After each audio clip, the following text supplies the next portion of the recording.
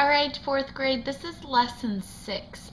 What we're doing in lesson 6 is pretty much just adding and subtracting larger numbers.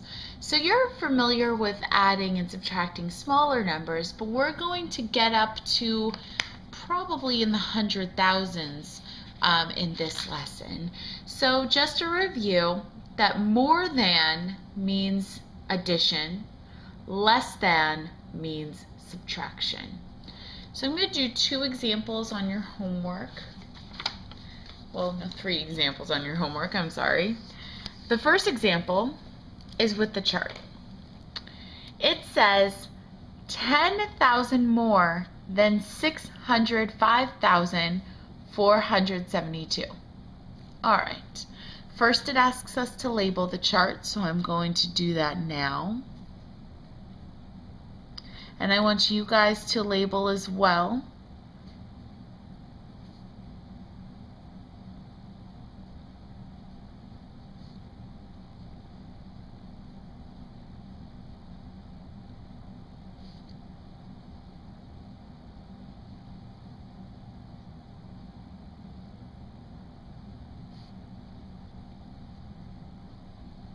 All right. What I'm going to do for the first 3 questions here is I'm going to do a little dotted line right down the center. Okay? Now this dotted line is just to separate my original number plus what I'm adding. Okay? So my original number was 605,472. So I know that I am definitely going to have 600,000s right here. And it says 605,000, not 650,000 or 670,000 or any of that. So I know I do not have any 10,000s. I'm going to jump straight to the thousands place and put that 5 in there. Then I have 472. All right? And I want 10,000 more. So I am going to stick 1 10,000 in the 10,000s place. And I'm going to add them all together because it does say more. So I know that I'm going to have 1, 2, 3, 4, 5, 6 in the thousands or 100,000s place, 1 in the 10,000s place, 5 in the thousands place. Whenever you see those big dark lines, those are your comma spaces. Then we have 4 hundreds, 7 tens, and 2 ones. Okay?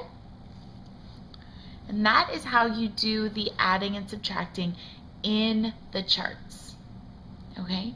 Subtraction is the same as this, except you're going to be taking it away instead of adding to it.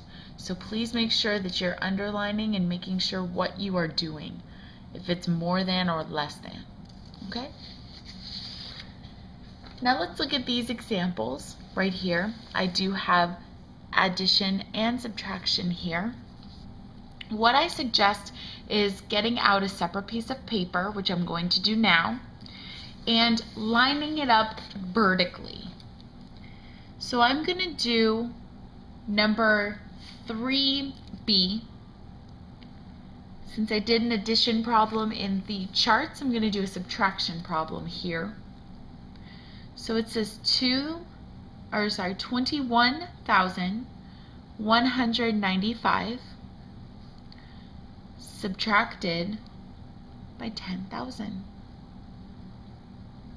Now do you see how I lined up my numbers? Please make sure that you're lining up your numbers perfectly. If you have graph paper, here's where it will help. Okay? So 5 minus 0 is 5. 9 minus 0 is 9. 1 minus 0 is 1. I'm going to take that comma and bring it on down. 1 minus 0 is 1, and 2 minus 1 is 1. So my new answer is 11,195. And I'm going to do one more example with you and put the paper back. Let's look at number 4A. They want you to fill in these boxes. There's a lot of boxes missing, and you might not be seeing what's happening here. But what I would like you to see, look at these numbers. All of them are the same except for one number. One number changes each time. And that is in the 10,000s place right here. This one is a 5, that's a 7, and that's a 9.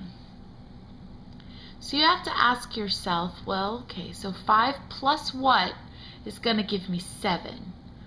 Okay, well, I know 5 plus 2 gives me 7. So what is in the middle of nothing and 2? Well, it's 1. So it looks like I am adding 1 10,000 each time. So all I have to do is change this number by 1.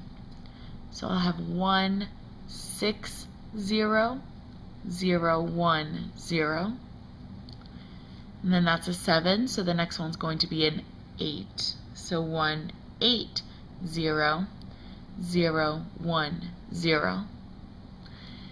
8 9. Oh, okay. So when we get to 9, we go to 10. But can I make this 1 1 0 0? I can't add a 10 in there, can I?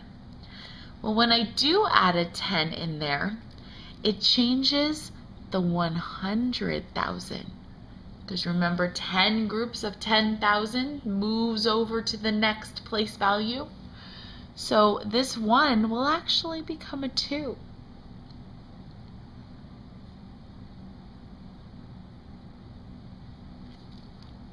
And if you think about the first two numbers as 2-digit numbers instead of just the one that I pointed at, look at how the numbers change.